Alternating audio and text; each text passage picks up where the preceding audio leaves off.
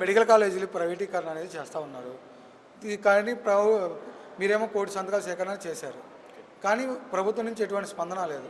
దీని ఎలా చూస్తారు సార్? మెడికల్ కాలేజ్ నుంచి ప్రతి విద్యార్థి, ఆంధ్రప్రదేశ్లో విద్యార్థులందరూ కోటి సంతకాల సేకరణ చేశాము. దానికి మద్దతుగా ప్రతి ఒక్క పేద విద్యార్థి కూడా మద్దతు చూపారు. గవర్నమెంట్ చంద్రబాబు పరిపాలన ఎలా ఉంటుందంటే 17 మెడికల్ కాలేజీలని, గవర్నమెంట్ మెడికల్ కాలేజీలని ప్రైవేటీకరణ చేయడానికి, తన బినామీలకు అమ్ముకోవడానికి చాలా రకాలుగా ట్రై చేస్తున్నారు. అదేం జరగనేమో, జగన్మోహన్ రెడ్డి జరగనియరు, ప్రైవేటీకరణ జరగదు.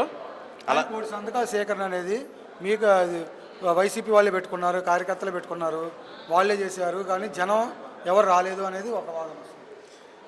కోటి సంతకాల సేకరణ అనేది ప్రతి వార్డులో, ప్రతి మండలం, ప్రతి గ్రామం నుంచి జరుగుతుందండి. ప్రతి దానికి విజిలెన్స్, ప్రతి దానికి ఉన్నాయి ప్రూఫ్స్ సహా, వీడియోస్, ఫొటోస్ అన్నీ ఉన్నాయి.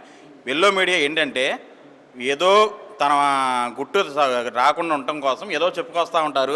ప్రతిదీ చూస్తున్నాను. ప్రజలు, ప్రతి విద్యార్థి, ప్రతి కాలేజీ, ప్రతి మండలంలో, ప్రతి గ్రామ స్థాయి నుంచి కోటి సంతకాలు సేకరించామండి. వైసీపీ వాళ్ళు పెట్టారా లేదంటే నార్మల్ ప్రజలు పెట్టారా, సామాన్యులు?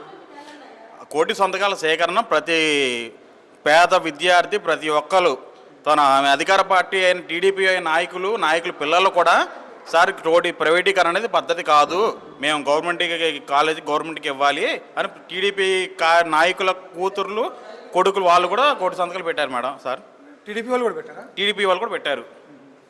వాళ్ళు ఎందుకని పెట్టారు అంటే వాళ్ళ పార్టీ అది ఇప్పుడు రూలింగ్లో ఉంది. పార్టీ సమస్య కాదండి.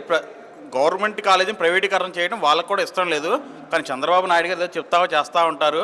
అది దానికి సపోర్ట్గా మన టీడీపీ నాయకులు, జనసేన నాయకులు, వాళ్ళ పిల్లలు కూడా సంతకాలు పెట్టడం జరిగింది.